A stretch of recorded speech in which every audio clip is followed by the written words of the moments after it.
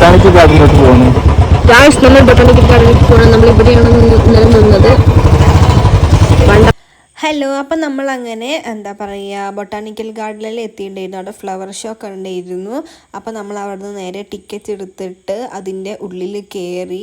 കുറേ എന്താ പറയുക, ഞാൻ അതിൻ്റെ മുന്നേ വന്നിട്ടുണ്ട് കേട്ടോ കോളേജിൽ നിന്ന്. അപ്പോൾ അതിൽ കയറാൻ കുറച്ചും കൂടെ പൂക്കളും കാര്യങ്ങളൊക്കെ ഉണ്ടായിരുന്നു. പിന്നെ അവിടെ ഇങ്ങനെ പിള്ളേർക്ക് കളിക്കേണ്ട സാധനമൊക്കെ ഉണ്ടാകുന്നില്ല ഗൈസ്, ഉരുസണ സാധനമൊക്കെ. അപ്പോൾ അതിലൊക്കെ കയറി. പിന്നെ ഞാനും ഏട്ടനും കൂടിയിട്ട് സിസോലൊക്കെ കയറി ഉണ്ടായിരുന്നു.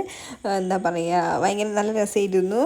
ഇതിൻ്റെ മുന്നേ എന്താ പറയുക ഞാനൊരു ലോങ് വീഡിയോ ഇട്ടിട്ടുണ്ട്. അപ്പോൾ അതിൽ എന്താ പറയുക ഇങ്ങനെ ഞങ്ങൾ ഫ്രണ്ട്സൊക്കെ ആയിട്ട് ഇങ്ങനെ പി ജി ചെയ്തപ്പോൾ അവിടുന്ന് ഫ്രണ്ട്സൊക്കെ ആയിട്ട് വന്നിട്ടുണ്ടായിരുന്നു. അപ്പോൾ അതിൻ്റെ വീഡിയോ ഒക്കെ ഉണ്ട് കേട്ടോ.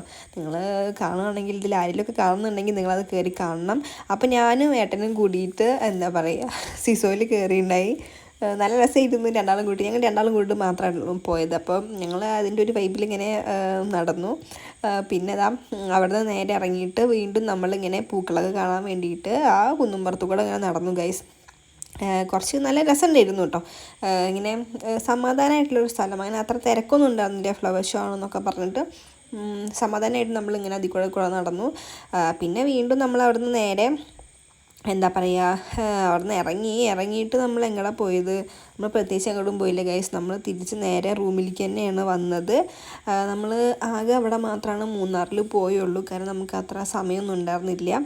അങ്ങനെ നമ്മൾ അവിടെ നിന്ന് നേരെ എന്താ പറയുക ചായപ്പൊടിയൊക്കെ മേടിക്കണമല്ലോ, മൂന്നാറിൽ പോയി കഴിഞ്ഞാൽ ചായപ്പൊടി പിന്നെ ചോക്ലേറ്റൊക്കെ മേടിക്കണം. അപ്പോൾ അതൊക്കെ മേടിച്ചിട്ട് തിരിച്ച്